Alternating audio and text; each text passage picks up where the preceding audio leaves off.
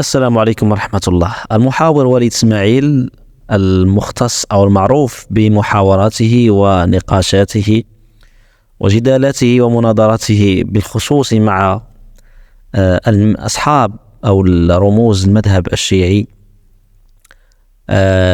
ينشر تدوينة على تويتر أو تغريدة على تويتر، وكأنه يطالب فيها حماس والفصائل الفلسطينية بالانسحاب أو بتنازلات سياسية وعسكرية من أجل حقن دماء ما تبقى من الفلسطينيين.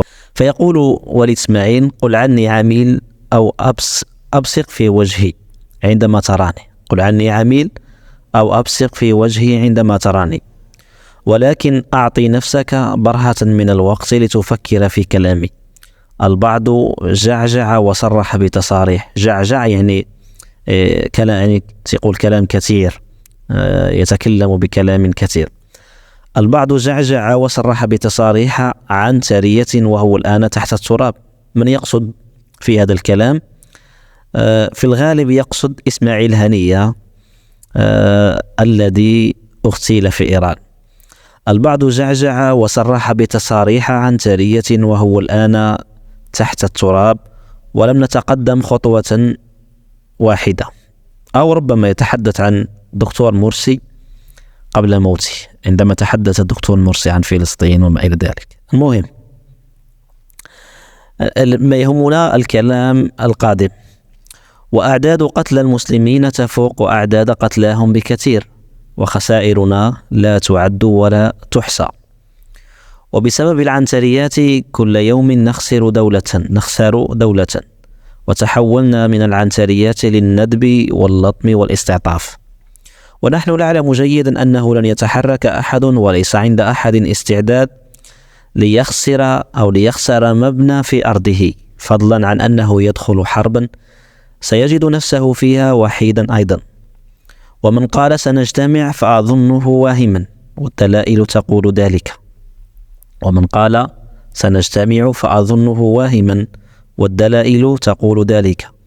وعليه فلنتق الله في دماء المسلمين، ولنطالب بهدنة وحلول سياسية حفاظا على ما تبقى، والله المستعان.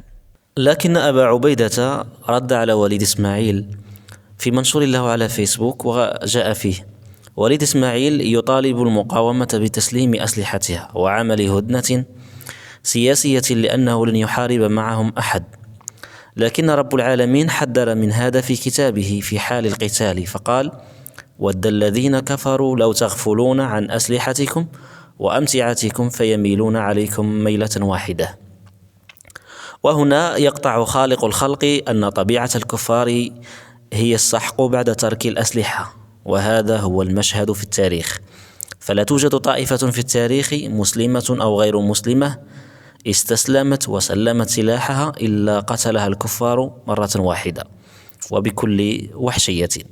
فهل يعقل هؤلاء القوم ما يخرج من رؤوسهم؟ وأنتم أيها الإخوة الكرام في أي موقع تتموقعون؟ هل تتفقون مع الشيخ وليد إسماعيل أم مع أبا عبيدة؟ وهل يجب على الفصائل الفلسطينية أن توقع أو تبرم اتفاق تتنازل فيه عن بعض مطالبها؟ ولا تنسوا أيها الإخوة أن تشتركوا في القناة إن أعجبتكم، وشكرا.